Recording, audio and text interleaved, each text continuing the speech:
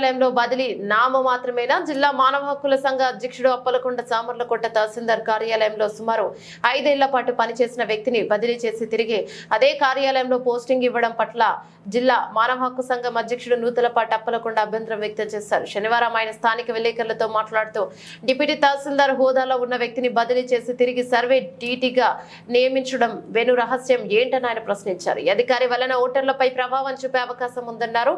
ఇప్పటి వరకు అన్ని కార్యాలయాల్లోనూ 3 సంవత్సరాలకు మించి పనిచేసిన వివిధ శాఖల అధికారులను బదిలీ చేసి డిప్యూటీ తహసీల్దార్లు తిరిగి సామర్లకోటలోనే నియమించడం పట్ల ప్రజలు అనేక అనుమానాలు వ్యక్తం చేస్తున్నారని తెలిపారు.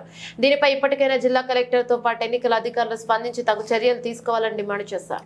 నా పేరు నూతలపాటి అప్పలకొండ, జిల్లా మానవ హక్కుల సంఘం అధ్యక్షుడు, కాకినాడ జిల్లా అండి. ఈరోజు మధ్యాహ్నం 3 గంటలకి ఎలక్షన్ కోడ్ రావడం జరుగుతుంది. ఈ సందర్భంగా ఈ సామర్లకోట మండలంలో ఉన్నటువంటి ఎండి ఆఫీస్ కానివ్వండి, ఎంఆర్ఓ ఆఫీస్ కానివ్వండి, మున్సిపల్ ఆఫీస్ కానివ్వండి, అధికార డిపార్ట్మెంట్లో 3 సంవత్సరాలు 4 సంవత్సరాలు చేసినటువంటి అధికారులని చాలా మార్పులు చేయడం జరిగింది. కానీ ఎంఆర్ఓ ఆఫీసులో ఉన్నటువంటి ఒక అధికారిని మరి మార్చారు. మళ్ళీ అందులోనే తీసుకొచ్చి కూర్చోబెట్టడం ప్రజల్లో ఒక అపనమ్మకం ఉంది. అధికారులు ఎందుకు మార్చారు, ఎందుకు కూర్చోబెట్టారని కూడా తప్పుడు సాంకేతికాలు ప్రజలకు వెళ్తున్నాయి. కాబట్టి ఇది అధికార దృష్టికి మానవ హక్కుల సంఘం తరపున నేను తీసుకురావడం జరుగుతుంది.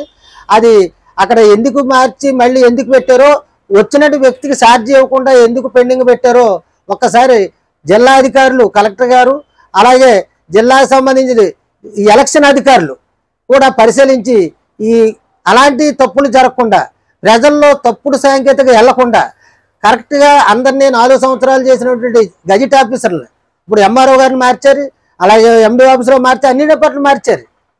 ఈ పచ్చింకితో సంతకం పెట్టిన అధికారులు అందరూ మారిన తర్వాత ఉన్న ఈ అధికారి మార్చడానికి మరి అధికారులకి ఎందుకు ఆ సింపతి కలిగి అతని మీద సింపతితో వదిలేశారో, లేకపోతే అతనికి ఉండే అధికారంతో వదిలేశారో నాకు తెలియదు. కానీ అతను ఖచ్చితంగా ఆ ఎంఆర్ఓ ఆఫీసులో ఉన్నటువంటి ఆ సూపరింటెండెంట్ గారు ఖచ్చితంగా మరి మొన్న మార్చారంటే నేను మార్చారని పేపర్లో చూశాను, మళ్ళీ అక్కడే ఉన్నారని మళ్ళీ నేను వింటున్నాను.